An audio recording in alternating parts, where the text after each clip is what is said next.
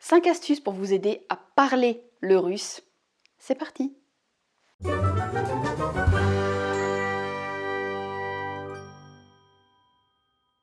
Avant toute chose, 2 petites choses. En barre d'infos, vous allez trouver 2 liens. Le premier lien est celui vers la Bible du débutant en russe, un recueil de vidéos, de podcasts, de PDF, bref, de tout un tas de petites choses très intéressantes qui peuvent vous aider dans votre apprentissage du russe. Bref, tout un tas de séries que vous pouvez suivre, que vous pouvez écouter pour vous aider à diversifier votre apprentissage. Je vous mets tout ça en barre d'infos. La deuxième chose, c'est un lien vers mon groupe Facebook privé. Parler russe en 1 an. Vous pouvez y aller, vous pouvez demander à y entrer, répondre au questionnaire. Et dans ce groupe, vous trouverez des personnes qui sont motivées pour apprendre le russe, qui partagent leur soutien, leur expérience, leurs conseils. Tout ça, c'est en bas. Instant pub, terminé.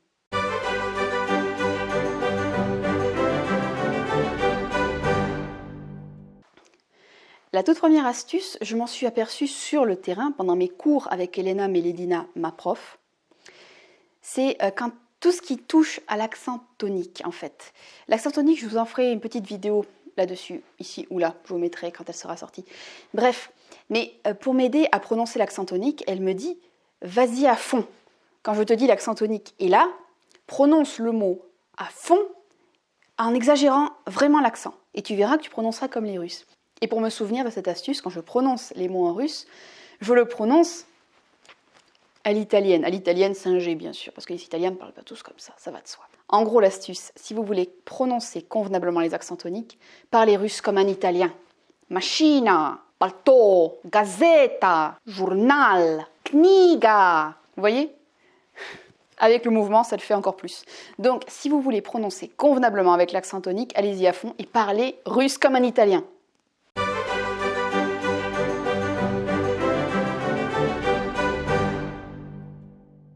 La seconde astuce que j'ai à vous proposer, c'est une astuce que je tire du film Le discours d'un roi.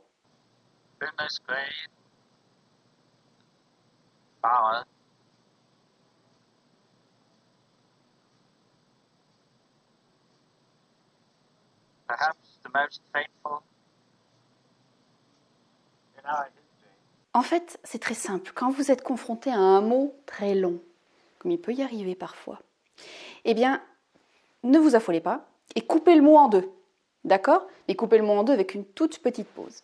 Par exemple, un mot que je n'aime pas du tout prononcer et que je suis plutôt obligée de maîtriser parce que c'est ce que je suis. Je suis entrepreneur. Et lorsque je veux dire ça en russe, entrepreneur, regardez ce que ça donne. Предприниматель. Предприниматель. Lorsque je dois prononcer ce mot, en fait, предприниматель, pour ne pas m'affoler du tout, je prononce предприниматель. Предприниматель. Comme si je voulais reprendre ma respiration. Ce n'est pas la prononciation parfaite, je n'ai peut-être pas mis l'accent au bon endroit, mais au moins, je ne m'affole pas, je coupe le mot et je me fais comprendre à la sortie. Vous n'allez pas me faire croire non plus que les Russes savent dire anticonstitutionnellement sans couper le mot. Hein.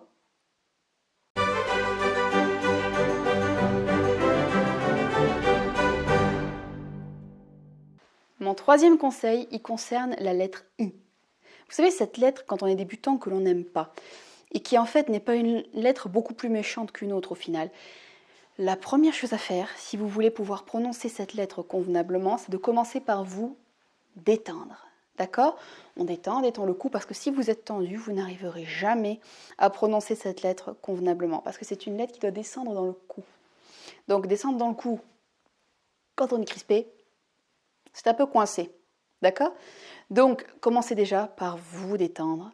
Et ensuite, dites-vous que cette lettre passera tout seul. On se détend, on dédramatise. D'accord ? Je vous en avais déjà parlé, mais je me répète parce que je m'aperçois vraiment que cette lettre est un cauchemar pour beaucoup de personnes. Alors que dans le fond, s'il dédramatisait, qu'il se détendait, ça irait mieux. Mais je vous mets sinon en petit i le lien vers une vidéo qui a été faite par une femme géniale pour vous aider à prononcer le u d'une bonne manière. Donc, allez jeter un petit coup d'œil, elle vous donnera d'autres conseils beaucoup mieux que les miens.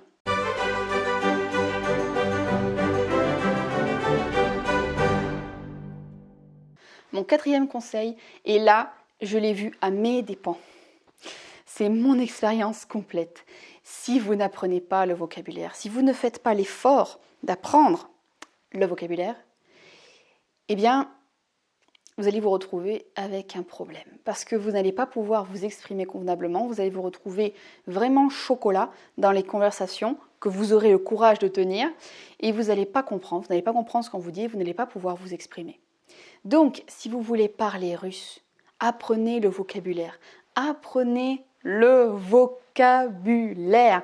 Il y a des méthodes simples, adaptées à beaucoup de personnes pour vous aider à apprendre le vocabulaire sans vous casser la tête avec des listes de 10 km. D'accord? Donc, apprenez le vocabulaire parce que ça vous servira. D'accord? Apprenez le vocabulaire utile de préférence.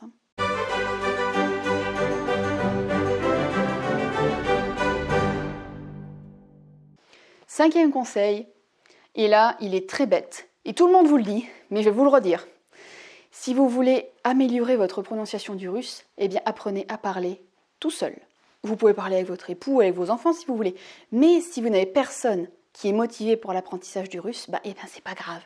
Parlez tout seul, parlez devant votre miroir, parlez devant votre frigo, parlez devant votre voiture, parlez de votre chat, votre chien, votre poisson rouge. Le but, c'est qu'en fait, vous parliez. Parce que quand vous avez les mots là, c'est une bonne chose. C'est déjà une très bonne chose. Mais il faut avoir les mots là, dans la bouche, les prononcer, les parler. Parce que ce n'est qu'en prononçant, qu'en parlant que vous ferez l'exercice de bien mémoriser. Eh bien dis donc, elle est motivée la petite. Bref, elle m'a fait perdre le fil. On parle de mémorisation et de prononciation à haute voix, même quand on est seul.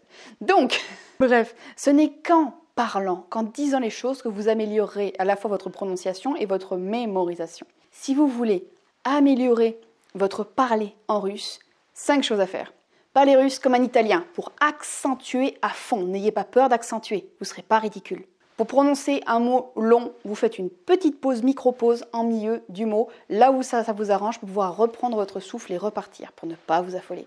Troisième chose, le « u » n'est pas votre ennemi. Détendez-vous et ça passera tout seul. Si vous avez besoin d'autres conseils, je vous ai mis un lien vers une vidéo pour vous aider. Quatrième point, le vocabulaire. Apprenez du vocabulaire pour pouvoir vous exprimer. Voilà, pour ne pas être complètement idiot dans une conversation parce que vous ne comprenez rien, que vous êtes incapable d'exprimer des choses. C'est extrêmement frustrant. C'est frustrant. Donc ne vous retrouvez pas dans cette situation. Apprenez le vocabulaire. Et ensuite, si vous n'avez personne à qui parler, eh bien parlez tout seul et verbalisez les choses. Verbalisez ce que vous voulez. Yarachu spat, yarachu jest. Yarachu pit voda. Allez-y. Même si vous n'articulez pas convenablement, même si vous mettez un accent tonique au mauvais endroit, c'est malheureux, mais voilà, il y a pire que ça sur cette planète.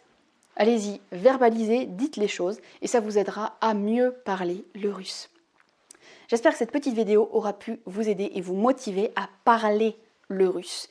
Je vous souhaite en attendant le meilleur dans votre apprentissage de la langue russe, et je vous dis poka.